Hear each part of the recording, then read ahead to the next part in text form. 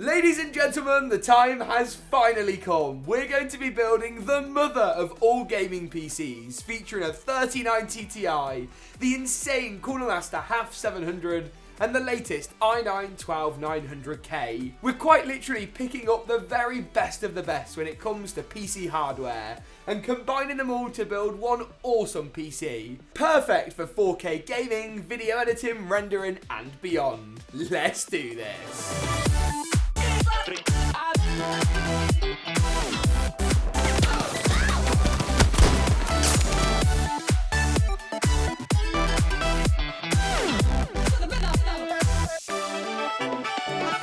I'm going to be breaking this video down into two sections. First, I'm going to run you through all the components and assemble them as we go, and then later I'll be testing out the performance, and not just gaming applications, to see how a build this expensive really stacks up. At the heart of the system is MSI's brand new RTX 3090 Ti.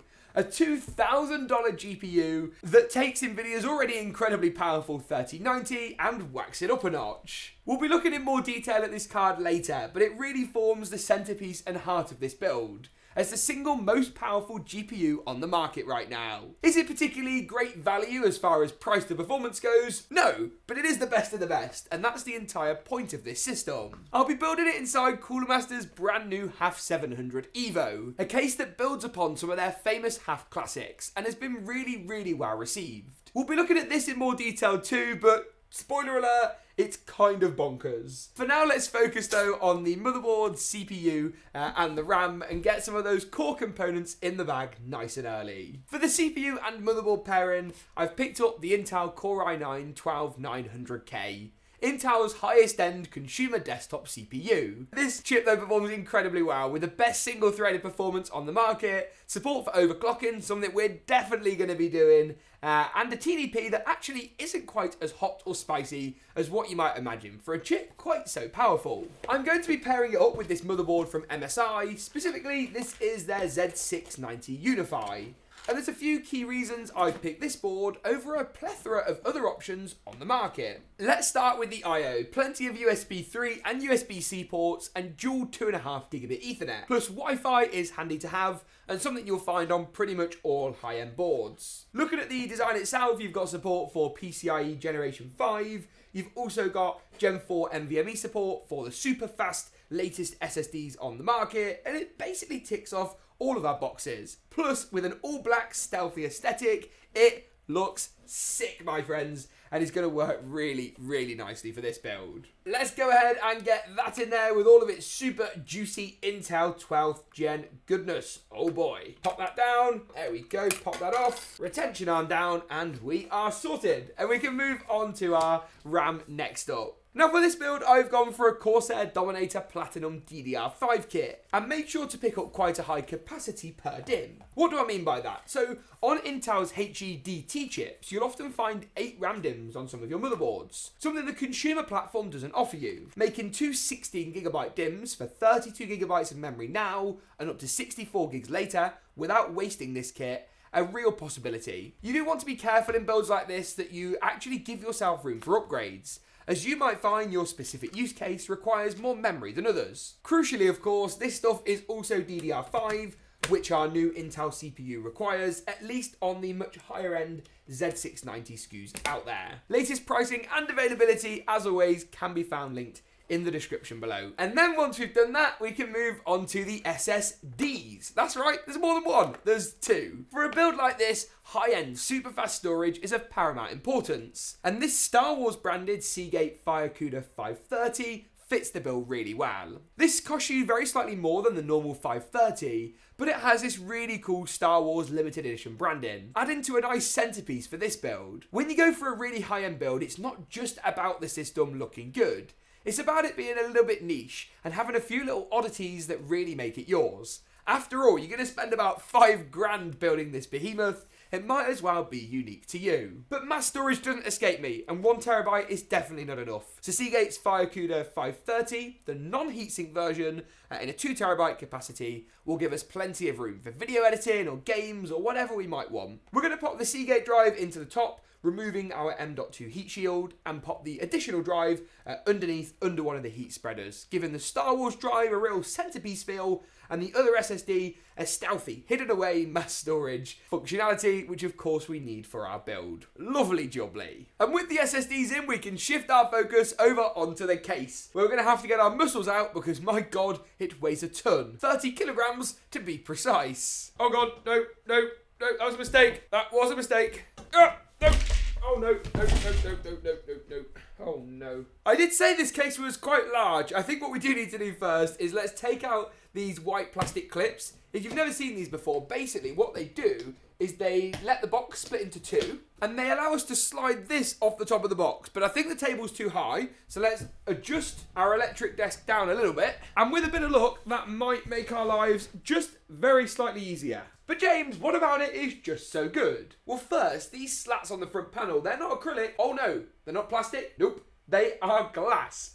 Oh yes, actual pieces of glass on the front of the case. The I/O is crazy. Power, reset, HD audio, 4 USB 3 ports and a USB-C. Pretty good. This right here on the front is not some weird Cooler Master logo. Oh no, it's a screen and can display temperature info, spec info. I don't even know what it can display, frankly. We're going to give that a go and try and get some weird, wacky, wonderful stuff on there. The inside of the case is arguably even more bonkers than the outside, with support for the largest motherboards around, 2 120mm fans at the rear in exhaust, room for dual radiators at the top side by side, fan ventilation on the rear panel for even more radiators. I think it can fit like 15 fans or something ridiculous in it, and of course support for the biggest GPUs. Something we're definitely going to be taking advantage of in this build. The whole thing is built out of basically really thick steel. The build quality feels absolutely second to none, and Cooler Master have created what looks to be a bit of a winner here. I guess the only real test though is to actually put a system inside of it, which is what we're going to do next by installing into place the motherboard. Typically I'd lay the case down flat, but I'm not sure if that's the right way of doing things on this occasion. Let me take off all the side panels, I'll redraw you in a second, and then I guess we'll decide. First impressions of this case are pretty great, and these tallest little knobs that you basically can just move 90 degrees to actually release some of the covers and stuff are really quite cool. What I am trying to do though is I'm trying to get access to the motherboard tray at the rear. No way. Oh, that's amazing. Since when have you been able to remove a full hard drive cage with one quick release? On a serious note, Cooler Master need to start innovating like this on some of their more budget cases, because trust me, they would sell a lot more of them. But this so far, really good. I think with that makes it all light enough to lay down on our desk nice and gently to go ahead and install the motherboard, which we're going to do by just sliding into place, popping the rear I/O through the cutout and screwing it down through each of the 9 highlighted standoffs. Nice and easy. And with the board in, we can move on to the cooler next. An important choice when shopping for a chip quite as high-end as the i9 12900K. You need to go for a 360mm all-in-one, and that's basically a general rule of thumb for any high-end processor. A custom loop, of course, would also work well, and it's something this case can equip very well indeed. And maybe something that we'll look at in more detail in a future video, but make sure to get subscribed so you don't miss that one. This Flux cooler comes with Cooler Master's sickle flow fans that you also get included with the case choice today, and I think we're going to mount it in a push-pull orientation at the top of the case, making sure we can get maximum airflow through the top of the system. I'll be changing out the fans at the bottom later to add additional intake, so don't worry about that for now. I know some of you will be looking at that fan config going, James, that doesn't make any sense. We are going to fix that. Let's get the bottom fans put onto the radiator now, and then we can add the top fans to the radiator as we install it into the case, giving us that nice push-pull config at the top. We're going to deal with the water block shortly afterwards and run the tubes, in this case, I think to the right-hand side, which will help to fill out this nice void just here. This case is a bit of a behemoth, so the way you install your components really does matter if you don't want your build to look too lost. Although I don't think our huge 3090 Ti has any chance of letting that happen anyway later on. To finish the cooler off, we're then going to add in this Intel-sized backplate onto the rear of the motherboard and secure it into place with these male-to-male Intel screws that come handily labelled with our Flux cooler. This is going to provide the basis for us to screw the cooler down once we've gone ahead and attached these brackets to the water block itself. You get 4 Diddy included screws to make this possible, so screw these brackets into the cooler, drop a dab of thermal paste on your processor and screw the whole thing together. Backplate first, post second, cooler third, thumb screws fourth. Nice and easy. Okay, starting to come together and looking pretty good. What I'm going to do now, before we move on to the GPU, which is actually one of our next steps, is just take out this bottom fan mount, reverse the existing fan that's pre-installed, and add a couple more of our own in to allow us to get a nice bit of intake at the bottom of the case, pulling fresh air in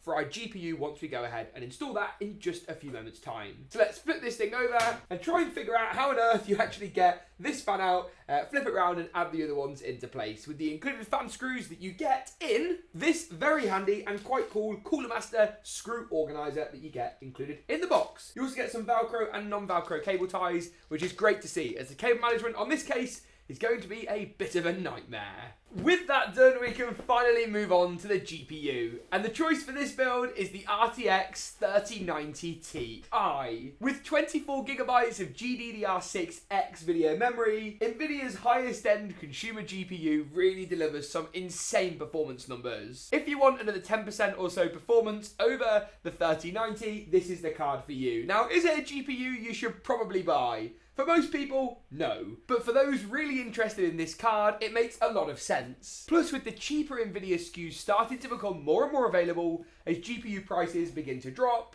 it's finally fun to look at something super high-end again that really demonstrates the best of Nvidia's 3000 ampere architecture. As if that wasn't enough, the Suprim card is an awesome way to do it. Typically delivering slightly better performance than the Asus ROG Strix card, a sentence I'd never thought I'd say about an MSI GPU just a year or two ago.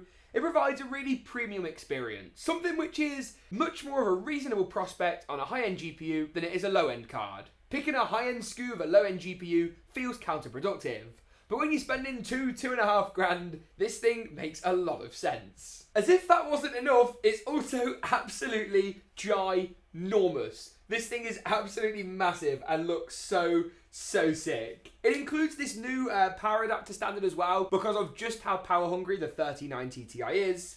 Something I think we'll definitely get a glimpse of when it comes to the next gen cards in RTX 4000 series. Something we discussed in a recent video in the cards section now. It's also a true 3-slot GPU. Not one of these like 2 slots with an overhang. It actually takes up 1, 2, 3 PCIe lanes. One thing the triple slot design does do is throw my plan for a vertical GPU mount into a bit of jeopardy. And that's because normally you'd just simply slide the card in like so and have no problems. But that third lane isn't going to be supported if we do so. I have a feeling it will probably be okay, considering we can support the GPU better from this angle anyway. But I guess there's only one way to find out. We need to remove all of the existing PCIe lanes, then whack our adapter in, which gives us that vertical GPU mounting support, and then add in our PCIe Gen 4 riser cable. This supports the higher bandwidth latest PCIe slots, much better than PCIe 3, which is simply too slow for a 3090 Ti, but not quite as quick as the new PCIe Gen 5 standard, which is not particularly widespread yet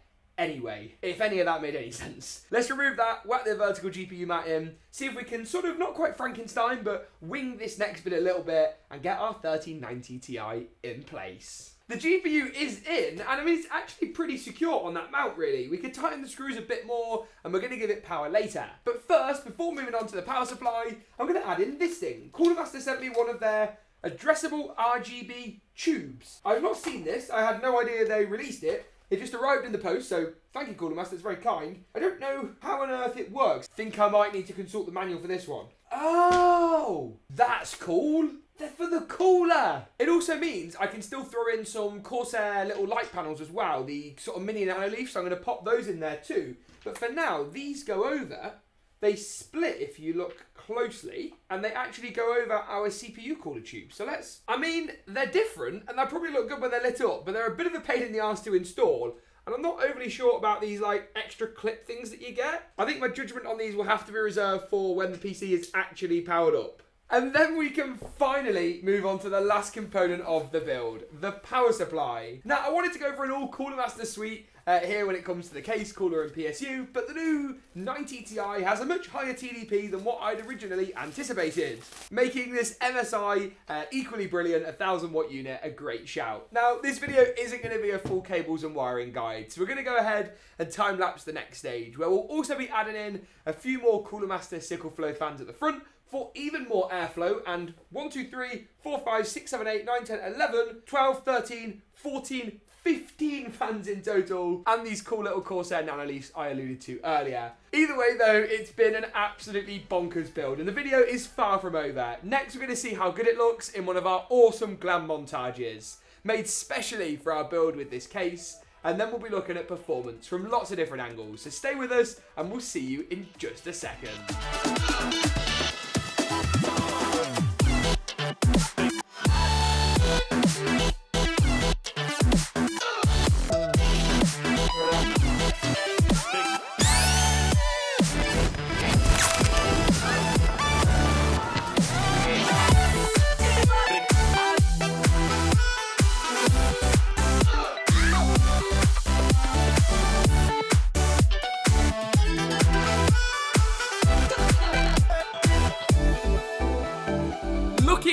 Now that we've seen how this incredible PC looks when it's all powered up, it's time to make sure the performance numbers match up too. Tested out a range of gaming applications first of all. On your screen now is a summary, a snapshot view if you will, of all the testing that we did and all the results we were able to gather. We did of course test out at 4K on this system because I mean, who's gaming at 1080p on a 3090 Ti? Spoiler alert, not me. The results are impressive across the board and we will be taking a closer look title by title. We're going to kick things off by looking at GTA 5 first of all, where we achieved over 150 frames per second at 4K high settings. A marked increase over any of the other 3080, 80 Ti SKUs that we've tested out. The game looked visually incredible as you'd expect, and we did run using the game's inbuilt benchmarking mode, making these results really reliable and really repeatable. In Battlefield 2042 at 4K high settings with no DLSS enabled, we managed to get just shy of 90 frames per second on average. We tested it using this Cooler Master GM32 monitor, something we've reviewed over on our website, and you can check that link out at the description below. You can see here the game looks incredible both on the display and from the PC, and that's no surprise for a chip as powerful as the 3090 Ti. Turning on DLSS, Nvidia's AI-backed resolution scaler, does make a nice difference too, giving us another 9 frames per second and taking us closer to that 100 FPS mark. Next up is COD's Vanguard. Here we tested at 4K high settings with DLSS enabled and managed to pull in just shy of 200 frames per second. The game once again looked great, and to be getting a casual 200 FPS at 4K high is just crazy. And the results keep getting better and better. In Forza Horizon 5 at 4K on the Ultra preset with basically everything we could turn on enabled, we got 104 frames per second on average, with consistent 90 and 99th percentile results that impressed in one of the latest racing titles out there. Halo Infinite is next up, and the results are much the same. Very good. 114 frames per second on average at 4K high settings, with 106 and 96 for the 90 and 99th percentiles. But what about the likes of Apex Legends, a game where we actually did test at 1440p, as I wanted to see if I could break the 200 FPS mark in Apex for the first time. Spoiler alert!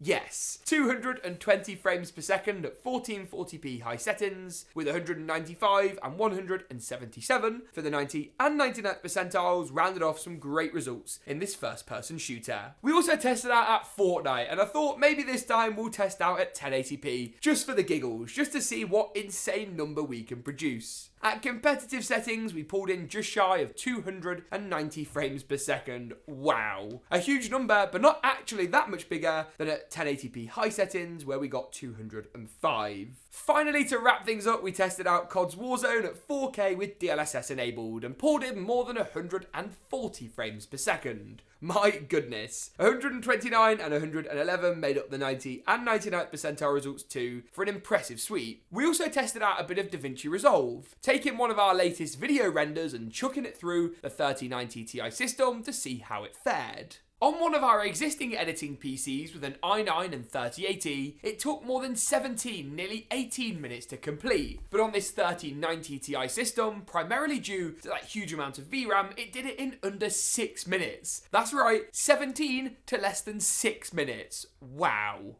And with that, that pretty much wraps it up for this one. If you enjoyed it, get subscribed. Thanks for tuning in, and as always, we'll see you in the next one.